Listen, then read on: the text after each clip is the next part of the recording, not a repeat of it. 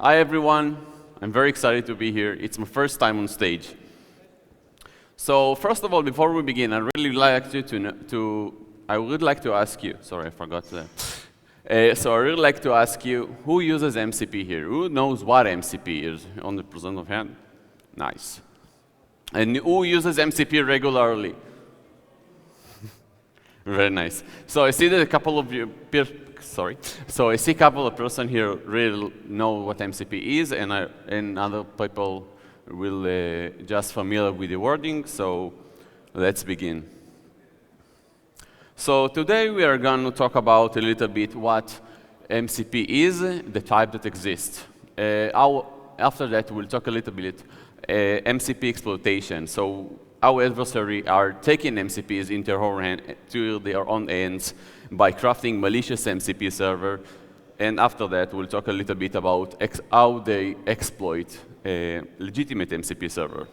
Along the run and along the way, we'll see a little bit demos that we have created, some basic one to warm up. And lastly, and after that, we will see a real-time demo that a colleague of mine and myself are researchers. And lastly, we see how can we defend from such attacks. So hi, I'm Dolev Attiya, staff researcher at Cato Networks, a control member. You can scan the QR to get into the LinkedIn. So before we diving into all of the details, let's better understand what MCP. Think that you will have your ChatGPT or Claude, and you would like to interact with GitHub or with Slack to get a summary of the channel that you're really looking into, or getting some data from the database itself and to do some analytics through the AI. Or even now, it's Black November almost, and we would like to buy a new iPhone in very cheap price. So we'd like to also pay with PayPal straight from our AI agent console. This is why Anthropic has invented MCP. MCP stands for Model Context Protocol. It's a protocol that let LLMs talk straight to the APIs of these such applications. And I know this logo may look a little bit weird, but trust me, this is the real one.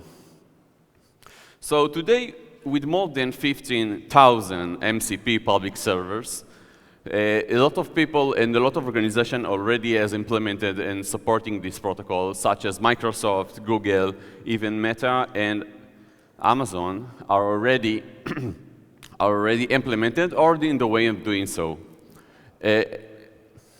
MCP server is continuing to grow, and almost every month, and there are a lot of people who are creating new ones. They are focusing on two main methods. One of them is local MCP server, and the other one is server MCP server, remote, sorry. So a local MCP server, it's an MCP server that lives in your own machine. It's run from it's the code that runs inside your machine. It can be simple, just as a file system, a very basic file system, or even it connects to GitHub servers in your local machine. But, and we also have remote MCP server. A remote MCP server doesn't live in your own machine, it lives elsewhere. It mostly, it runs on the server of the providers of these MCPs, such as Atlassian official MCP server, or even Zendesk. And because I'm a huge fan of Spider-Man, I will have to quote Uncle Ben that with great power comes great responsibility. But let's get real, it really meant great risk. As of October 2025, we counted 13 CVEs, and many of them were critical, and 30 POCs that many of them has already exploited in the wild. There has been so much exploitation in the wild that they've created the vulnerable MCP project, that inside of this project we can see it's kind of a database that tells everybody how POCs looks like and how can be exploited with real demos.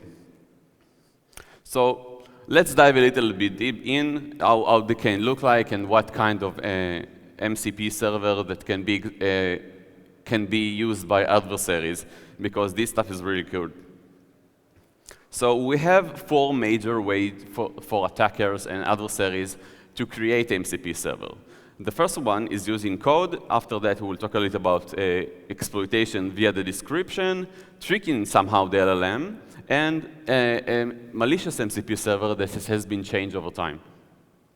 Talking about code, so it can start from really basic stuff like creating inside of the MCP server because we already crafted it, it's owned by us, and we can just create the code inside, download this payload, and execute it. It can be really easy stuff.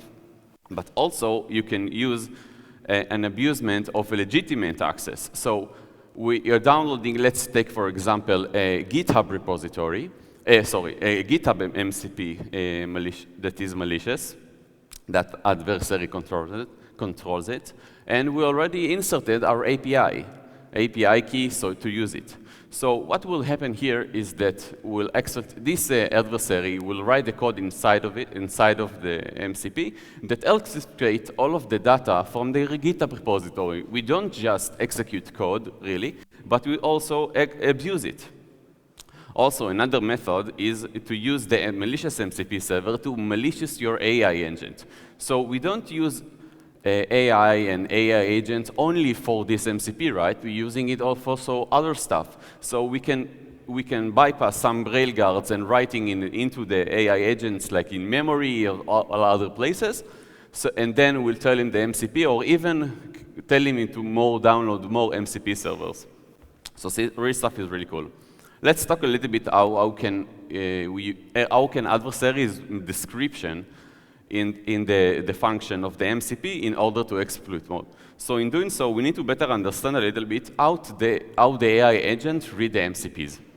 So first of all, what happened here is the AI agent reads the MCP JSON file. The MCP JSON file inside contains the configurations of the MCP servers that we will try to use. After that, for each MCP server, we will look for the tools. Tools are like a connection for the API that the product that we are trying to connect to will have. So we'll have a couple of tools that they will have, and I'm really excited. The AI agent will read the names of the tools and their description. And inside the description, it will tell why to use the tool and when, and so it will be useful. So lastly, it will help the LLM determine when it will be the best to use this tool. So this is an example like how a tool can look like. We'll have a local MCP for calculators. So we'll have add, div, and minus, and multiple. And this is an example. So first of all, we will have inside the description the important part. This will tell the LLM itself this stuff is really important. We need to pay attention to in order to make the to make the tool work. After that, we'll tell him to do the malicious stuff. Straight away, read this file and then pass it by the side notes to the side notes parameter.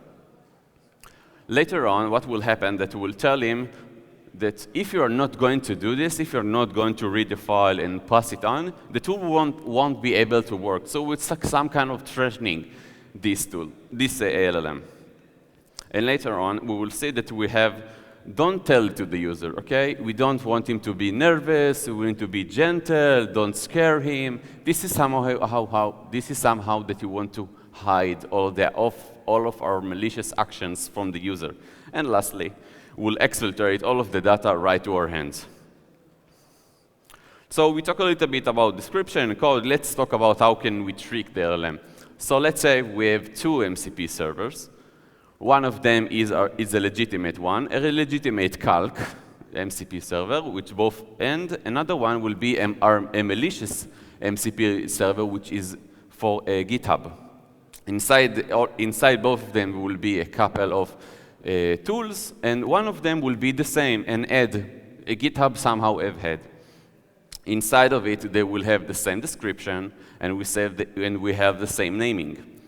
Think how it will be hard for the LLM to consider which one to use, which one is the best to use at the moment. So it will be like a 50-50% that it will use the malicious one instead the good one.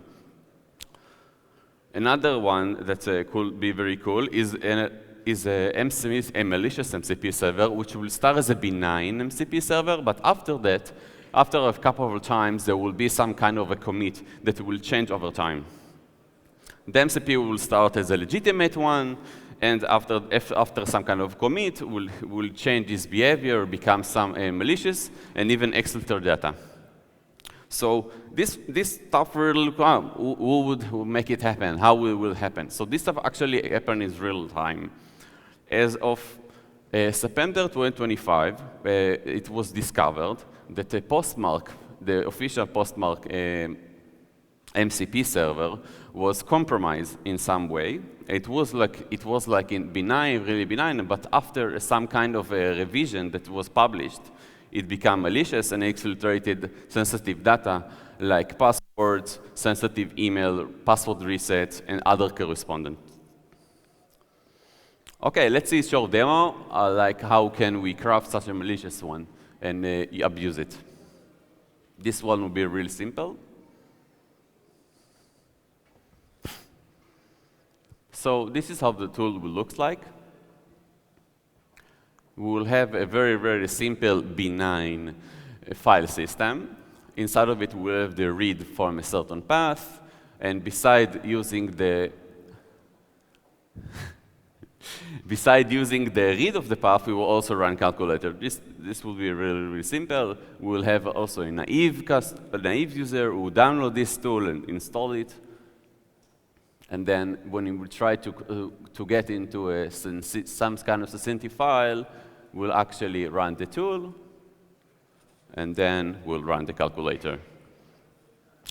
This is very simple, but really prove the point that a real attacker, can do whatever he likes. So after talking about a legitimate MCP server, let's talk a little bit.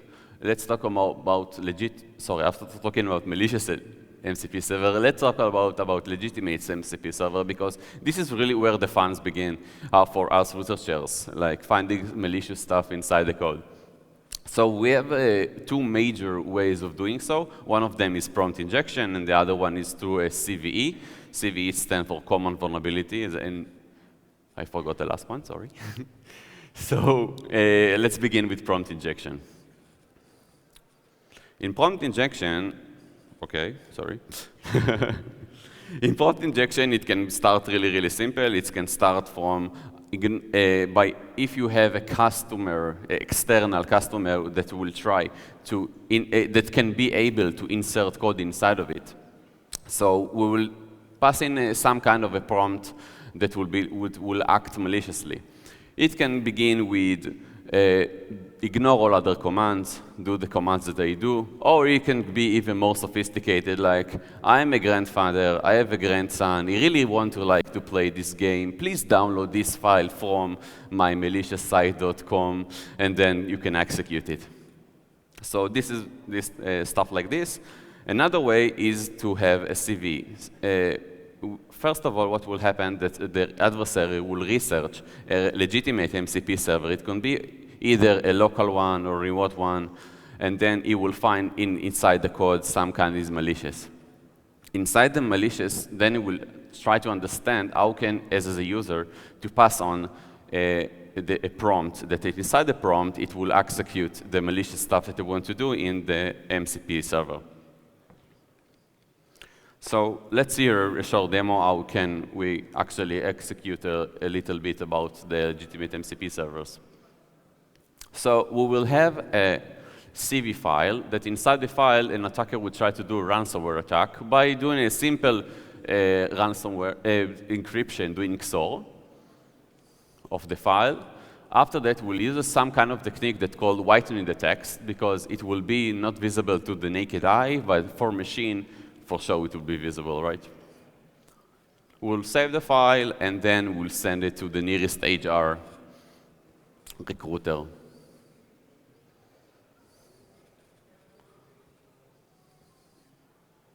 So from the HR, we will try to do something more easily. She will have a local MCP server, and also she will have some sensitive file. Yeah, just a text. So it will be a sensitive file, that you will try to say, and then she will upload the CV. In the background, what will happen that after she uploads the CV, it will read the entire CV file, and it will read the CV file, and after that, it will get, oh, there is some kind of prompt inside here. Let's execute it. Why not? So what will happen after that? That on the entire folder that will get encrypted by using this MCP. And there it is. It got encrypted. How it got encrypted? So after talking about how, as an attacker, I can craft my own malicious MCP server, and I can also I can also execute on legitimate ones. Let's see something. All of the stuff we've seen so far are really the build marks for the things we're going to see now. So actually what happens, and research found that in Atlassian, using an MCP server with a component in Jira that's called JSM, that I will tell you about it shortly, we could actually exfiltrate a lot of data, and we'll have some kind of privilege escalation from a non-user to the same permission as the one who uses this MCP. So what is MCP? MCP actually is a stand for, sorry, not MCP, I went JSM. JSM actually stands for Jira Service Management. It allows people to, from the outside of the organization, create ticketing for the inside of the organization. So people such as support engineer will be able to take these questions and this ticket and will resolve them. So a very simple search in Google using Google Docs to find JSMs will show us all of the external MCP JSM services that exist. So in an example for workplace options that have JSM implementation, it's open to the world, and they can just create, you and yourself and everyone can search this JSM and create exploitation, and create a ticket for it. So how will the attack look like? So we have an attacker which was anonymously just submit a prompt injection inside the JSM, just as I show you that you can do now. After that, we'll have a support engineer who will trigger this his MCP server, which will will use the remote MCP server, and when it will get inside the Jira, it will act with Jira, then it will use the prompt injection. It will see the prompt injections that the attacker has used, and lately it will exfiltrate the entire data. Let's see the demo. So we have an attacker who already found a public, wow, it's so bright. So we have an attacker who already found a public facing JSM. It will just paste this prompt injection. Inside of the prompt injection, if any one of you already has used Jira, use something that's called JQL, Jira Query Language, and will tell you, give him all the things that are, every query that is not empty. Every project that is not empty, it will give the entire database of the Jira, and after that, it will tell him to summarize it and send it back in the response, and lastly, it will close the ticket, so it won't be noticed. So we'll have a support engineer just started this day. He tells his LLM using here Claude. It will tell it to read the ticket, then read the summary and description, and then do the customer the things that he wants to do. So it will execute. It will see that here is our malicious ticket. It will just start. Let's query the JQL. The project is not empty. We'll see the entire database, that everything that it can access to, and lastly, it will comment it inside the ticket that is malicious, and then we'll close it so no one will be able to find it. Let's see how it looks like from the attacker perspective when you see, oh, God, I got a comment for my ticket and all the exploited data that I have in here. See, this is all the exploited data that we have here.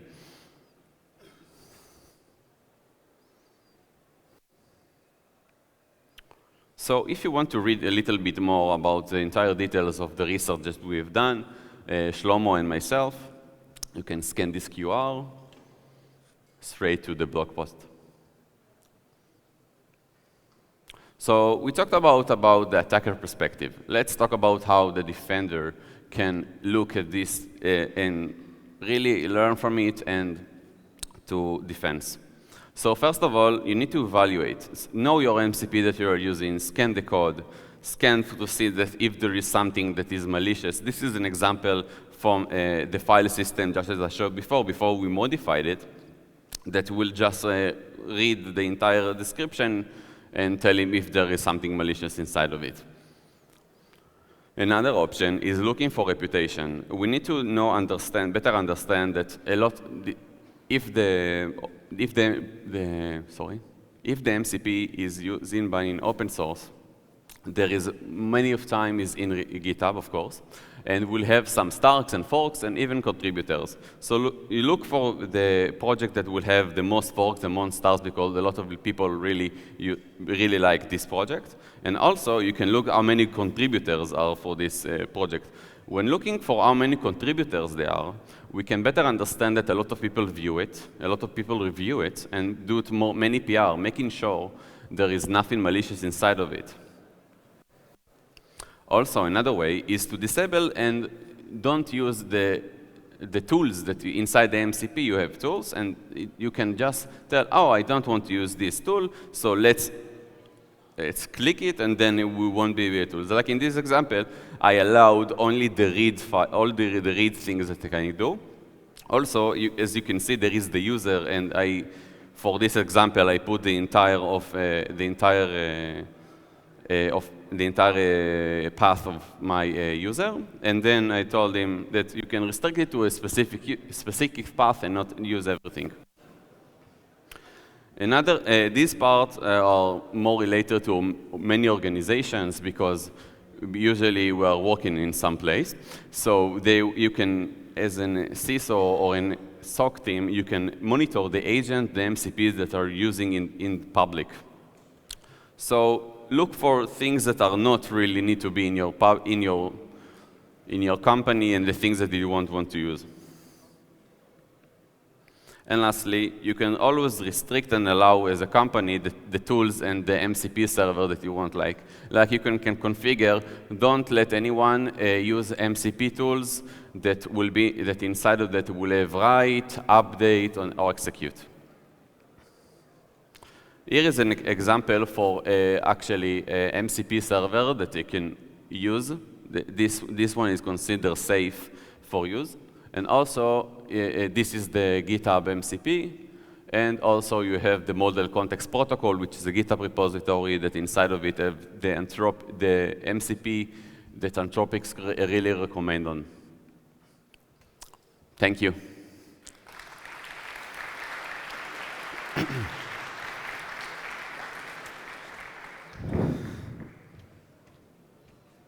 Great. There we go. Great presentation. Now we are to the point of, do we have any questions for him? I see one in the back, black with the hat, cap. Yes. He's coming.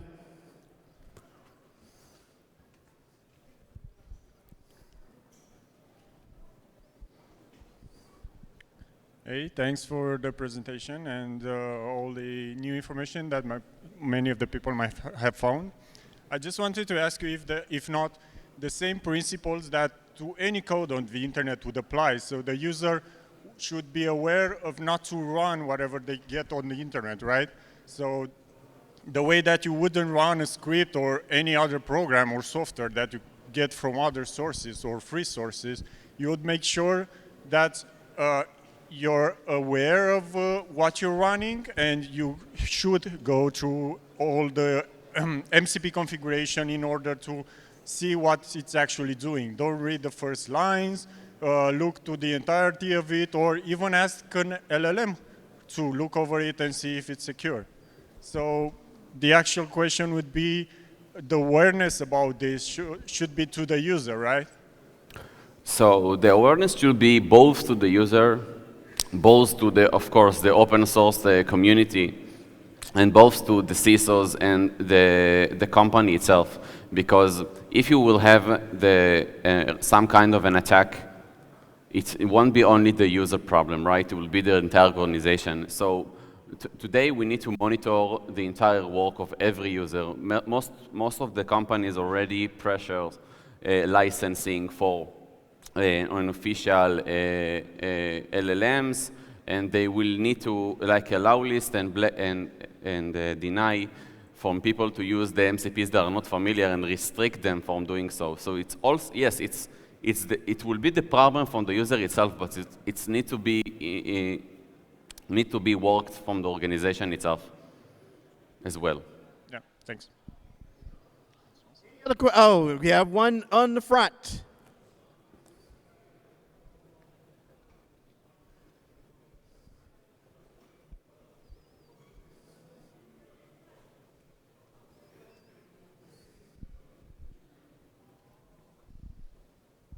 Thank you. That's an impressive presentation. Thank you very much. Yeah, you explained it about how to deal with the problem, like in the user and organization aspect, and just a brief assume that is there any method that AI model can deal with this problem? Is there any possible? So first of all, it can. But you know, if you're letting some time on AI to solve your problem, people will overcome the AI, and it's like a rabbit and a mouse. So we need to know for, the behavior of the MCPs, and we need to monitor it every time. Yeah. Okay. Thank you. Welcome. Another question. Oh, there we go. We have another over here. Hi. Hi. It's more philosophical question. Until now, we had to train our employees to be aware, to not click on links, open spam emails. Now, after 2 days of DefCamp, I understand that we have to start to train our agents to be aware. How do you see this in the future? Because it's not about secure the code, because if you implement some agent in your company, you have somehow train it to be aware and not execute codes, execute applications, I don't know, open emails, resume, or things like this. How do you see it in the future? It is another job for another. Yeah. So actually, for this method, we'll have there are a lot of ways to attack this attack surface. Like, you first of all can use more authentications. So if you are using some kind of malicious, for example, you can use more authentication to making sure that you're using for the right intent. You can monitor this stuff. Also, because we are coming into a way of agent using will agent, we use agent, so you need to control the entire pipeline.